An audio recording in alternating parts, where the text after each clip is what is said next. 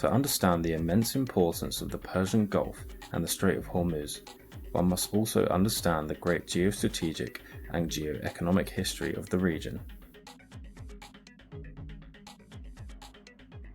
Since antiquity, the Persian Gulf and the Strait of Hormuz have been important routes for trade and military shipping, given the fact that the most efficient method of transporting goods was, and in most cases still is, shipping by water. The Gulf saw many settlements and important ports spring up along its shoreline, making it an important geostrategic location. During this period, the Gulf was known for its middlemen merchants from places such as Dilmun or modern-day Bahrain, which handled goods going to and from ports in Africa and Asia, as well as the cities of Mesopotamia. The Persian Gulf would come to be dominated by a series of Persian empires, based in the geographical area of modern-day Iran, including the Median, Achaemenid, Seleucid, Parthian, and Sassanid empires. As a result, many trading ports would emerge along its shoreline, handling and shipping goods to and from places as far away as China and East Africa. Many European empires, such as the Macedonian and Roman, would also hold territory on its Mesopotamian shoreline, linking them with the Indian Ocean. After this period, many of the states in the Gulf region were subject to various conquests and invasions, the most notable being the Muslim and Mongolian conquests. The Persian adoption of Islam helped spread many of the nation's contributions to art, philosophy, and science throughout the greater Islamic world.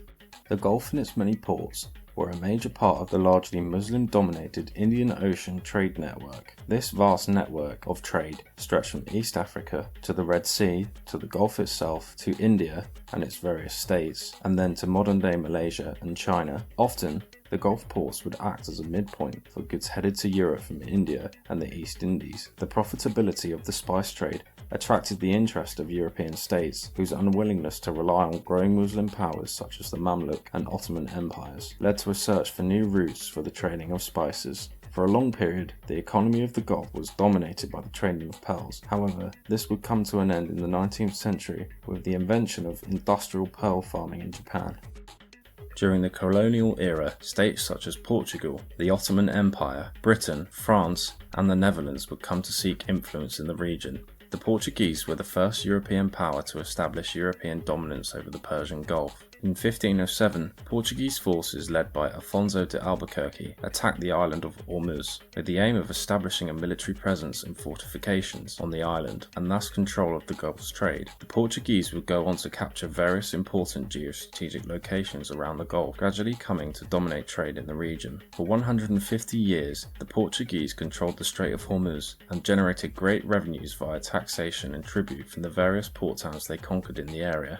Due to its geostrategic position, Hormuz was seen as the third key to the Portuguese Empire in East Asia, with the first two keys being Goa and Malacca. In this same period, the Portuguese would also conquer the city of Muscat in modern-day Oman, beginning a 143-year rule to protect their shipping. Other areas the Portuguese captured include modern-day Bahrain. Portuguese dominance of the Gulf would come to be eroded by rising Persian power once the Persian Empire, under Shah Abbas, with help from the British East India Company, took Hormuz. The era of Portuguese dominance in the Gulf was finished, thus opening up the Strait of Hormuz and the Gulf to merchants from European great powers and India. The Ottoman Empire also had an interest in the region due to the profitability of its trade and the threat of rising European influence in the area. Ottoman forces would briefly capture Muscat and take control of Bahrain and Qatar, as well as much of the modern-day Iraqi and Kuwait coastline. With the growth of importance of British holdings in India came an increased British focus on the Persian Gulf. In 1622, a Persian-British force expelled the Portuguese from the island of Hormuz, thus beginning a period of British influence in the Gulf. From the conquest of Hormuz in 1622 until 1819, British interests were primarily economic. However, the nature of influence would gradually change to become political.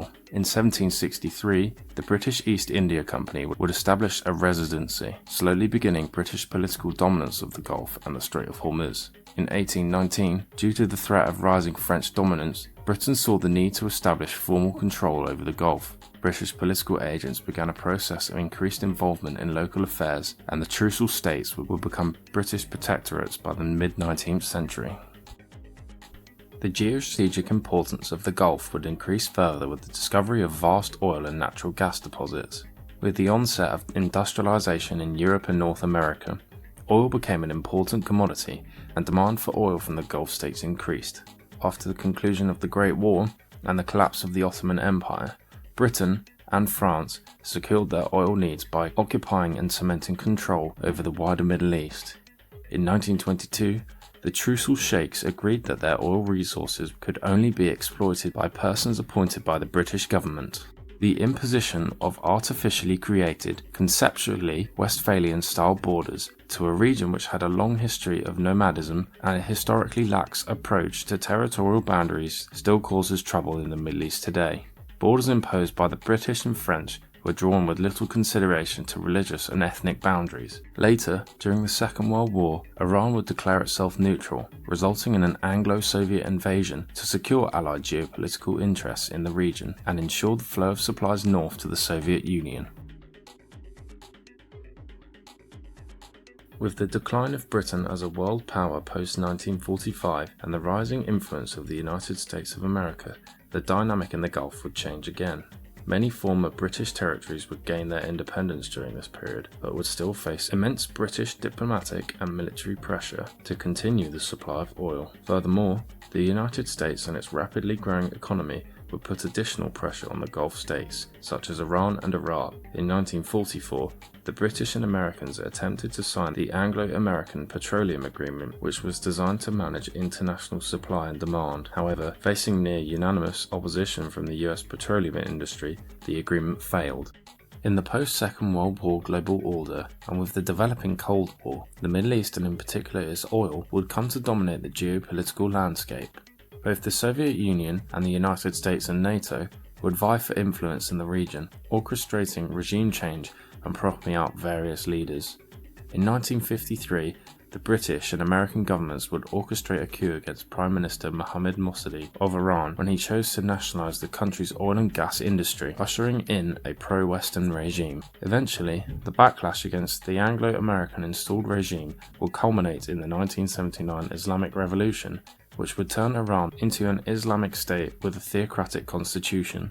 Soon after the revolution, US and Soviet-backed leader of Iraq, Saddam Hussein, would order an invasion of Iran in a bid for Iraq to become the dominant Gulf state. The resulting Iran-Iraq war would last 8 years and result in over 1 million casualties and no territorial changes. As a result of the Iran-Iraq war and Yom Kippur War, the US would face two major energy crises in 1979 and 1973 due to supply disruption.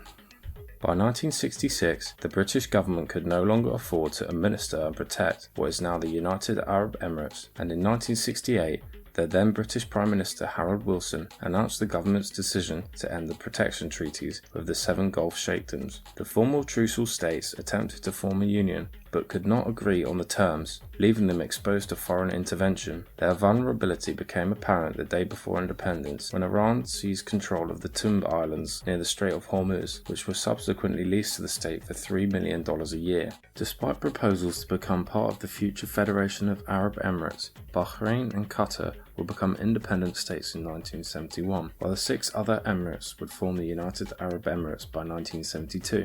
Iraq would successfully invade Kuwait in 1990 after a dispute over oil drilling, annexing the territory as the 19th province of Iraq. However, the invasion was received with virtually unanimous condemnation by the United Nations and resulted in kinetic military action against Iraq. In 1991, all Iraqi forces were removed from the small Gulf state and the emir returned after 8 months of exile. In 2003, in the aftermath of the September the 11th attacks on the World Trade Center and Pentagon, the Bush administration invaded Iraq in order to rid the country of alleged weapons of mass destruction. It took American and British forces under a year to defeat Saddam Hussein's army on the battlefield. However, the resulting insurgency and chaos would see troops stay in the country until 2011.